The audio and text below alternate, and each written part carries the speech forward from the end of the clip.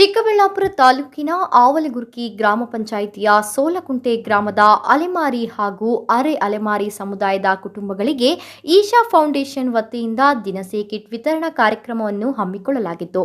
ಕಾರ್ಯಕ್ರಮಕ್ಕೆ ವೈದ್ಯಕೀಯ ಶಿಕ್ಷಣ ಸಚಿವ ಹಾಗೂ ಆರೋಗ್ಯ ಸಚಿವ ಡಾಕ್ಟರ್ ಕೆ ಸುಧಾಕರ್ ಅವರು ಚಾಲನೆ ನೀಡಿದರು.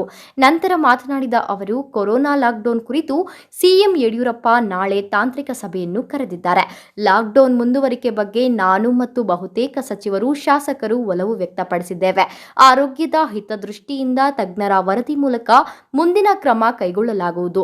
ಲಾಕ್ಡೌನ್ ಅನ್ಲಾಕ್ ಆದರೂ ಸೋಂಕು ಹೋಗಿರಲ್ಲ.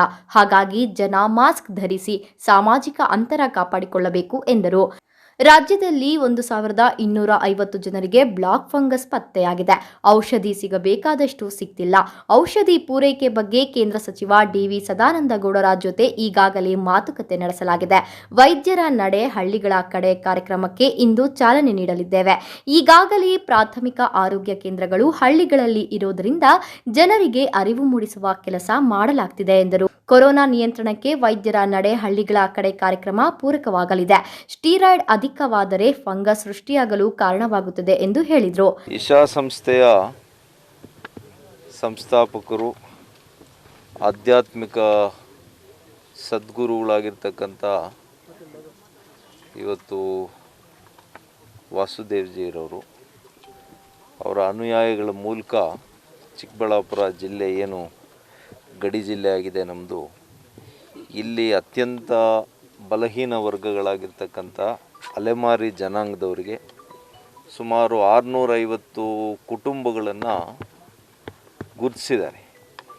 ಇವರಿಗೆ ಆಹಾರ ಸಾಮಗ್ರಿಗಳನ್ನು ಅವರ ಅನುಯಾಯಿಗಳಾಗಿರ್ತಕ್ಕಂಥ ಶ್ರೀ ರಾಘವೇಂದ್ರ ಶಾಸ್ತ್ರಿರವರು, ಪ್ರಭಾಕರ್ ಅವರು, ಇವತ್ತು ನಾವು ನಮ್ಮ ಜಿಲ್ಲಾಧಿಕಾರಿಗಳು, ನಮ್ಮೆಲ್ಲ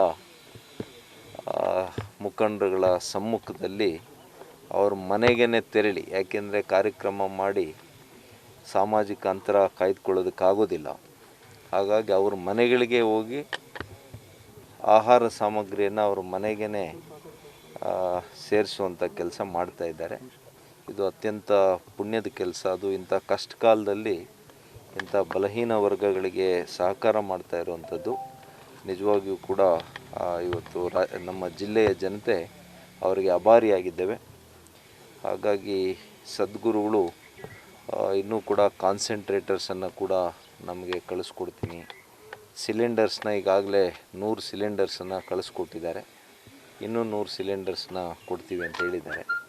ಹಾಗಾಗಿ ಅನೇಕ ರೀತಿಯಲ್ಲಿ ಈ ಭಾಗದ ಜನರಿಗೆ ಇಡೀ ರಾಜ್ಯದಲ್ಲಿ ಕಳೆದ 1 ತಿಂಗಳಿಂದಂತೂ ನಾನು ನೋಡ್ತಾ ಇದ್ದೀನಿ, ನಮ್ಮೆಲ್ಲ ಆಸ್ಪತ್ರೆಗಳಲ್ಲಿ ಕೂಡ ವೈದ್ಯರುಗಳಿಗೆ, ದಾದಿಯರಿಗೆ, ರೋಗಿಗಳಿಗೆ ಎಲ್ರಿಗೂ ಕೂಡ ಬಿಸ್ಕೆಟ್ಟು, ಹಣ್ಣು, ಎಲ್ಲ ರೀತಿಯ ಪದಾರ್ಥಗಳನ್ನು ಮತ್ತು ಇವತ್ತು ಏನು ಮಾಸ್ಕ್ಗಳನ್ನು, ಎಲ್ಲ ರೀತಿಯ ಒಂದು ವ್ಯವಸ್ಥೆಗಳನ್ನು ಮಾಡಲಿಕ್ಕೆ ಅವರು ಅನೇಕ ಯುವಕರು ಅವ್ರ ಜೊತೆಯಲ್ಲಿ ಸೇರ್ಕೊಂಡು 100 ಯುವಕರು ಇಡೀ ರಾಜ್ಯದಲ್ಲಿ ಕೊಡ್ತಾ ಇದ್ದಾರೆ.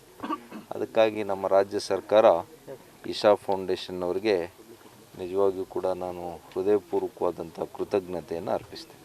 ಈಗ ನನ್ನ ಮತ್ತು ಕೆಲವರ ಅಭಿಪ್ರಾಯಗಳಿಗಿಂತ ಹೆಚ್ಚಿಗೆ ಇವತ್ತು ವೈಜ್ಞಾನಿಕ ನೆಲೆಗಟ್ಟಿನಲ್ಲಿ ನಮ್ಮ ತಾಂತ್ರಿಕ ಸಲಹಾ ಸಮಿತಿಯವರ ವರದಿಗಳು, ಅವರು ಒಂದು ವರದಿ ಮಾಡುವಾಗ ಎಲ್ಲ ಆಗುಹೋಗುಗಳನ್ನು, ಇವತ್ತಿನ ಸ್ಥಿತಿಗತಿಗಳು ಮತ್ತು ಮುಂದಿನ 15 ದಿವಸ 1 ತಿಂಗಳು ಸ್ಥಿತಿಗತಿಗಳನ್ನು ಕೂಡ ಅಧ್ಯಯನ ಮಾಡಿ ಅವರು ವರದಿಯನ್ನು ಕೊಟ್ಟಿರ್ತಾರೆ.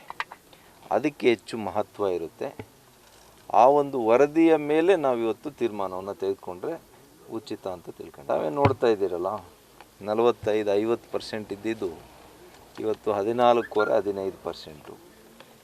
ಕೆಲವು ಜಿಲ್ಲೆಗಳು, ಮೈಸೂರು, ಕೆಲವು ಜಿಲ್ಲೆಗಳು ಬಿಟ್ಟರೆ 20% ಮೇಲಿರುವಂಥವು 30%, 20%, 17%.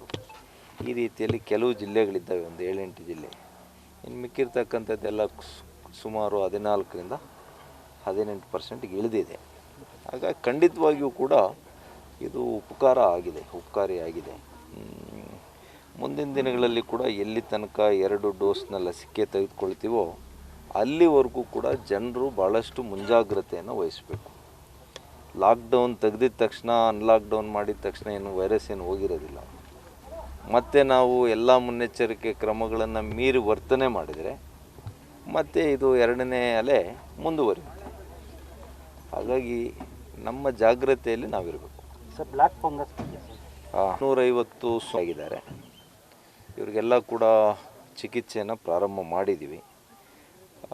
ಔಷಧಿ ಸಿಕ್ಕಬೇಕಾಗಿರೋಷ್ಟು ಸಿಗ್ತಾ ಇಲ್ಲ. ಆದರೂ ಕೂಡ ಕೇಂದ್ರ ಸರ್ಕಾರ ಎಲ್ಲ ರೀತಿಯ ಪ್ರಯತ್ನ ಮಾಡಿ ಮಾನ್ಯ ಸದಾನಂದ ಗೌಡರು ಅದನ್ನು ಕಳಿಸ್ಕೊಡುವಂಥ ಪ್ರಯತ್ನ ಮಾಡ್ತಾ ಇದ್ದಾರೆ. ಇನ್ನೂ ಕೂಡ ಹೆಚ್ಚಿನ ಬೇಡಿಕೆಯನ್ನು ಇಟ್ಟಿದ್ದೇವೆ.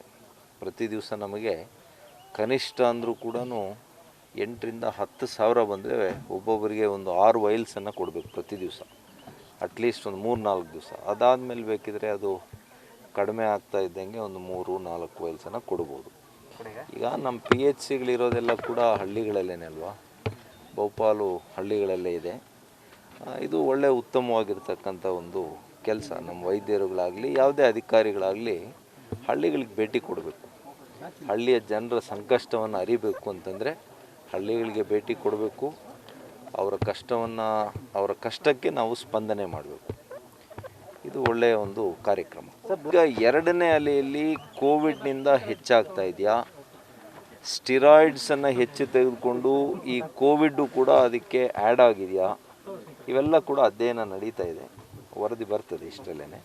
ಆದರೆ ಸ್ಟಿರಾಯ್ಡ್ ಬಳಕೆ, ಅಧಿಕವಾದಂಥ ಸ್ಟಿರಾಯ್ಡ್ ಬಳಕೆ, ದೀರ್ಘಾವಧಿ ಆಕ್ಸಿಜನ್ನ ಸೇವನೆ, ಎರಡನೇ ಅಲೆಯ ಒಂದು ಸ್ವಭಾವ ಅಂದರೆ ಈ ವೈರಾಣುವಿನ ಸ್ವಭಾವ, ಇವೆಲ್ಲವೂ ಕೂಡ ಈ ಅಧ್ಯಯನದ ಒಂದು ಭಾಗವಾಗಿದೆ. ಈ ಅಧ್ಯಯನದಲ್ಲಿ ಯಾವ ರೀತಿ ಒಂದು ವರದಿ ಬರುತ್ತೆ ಅದರ ಮೇಲೆ ನಾವು ಉಲ್ಲೇಖಿಸ್ಬೋದು. MMTV news bureau, Chikkaballapur.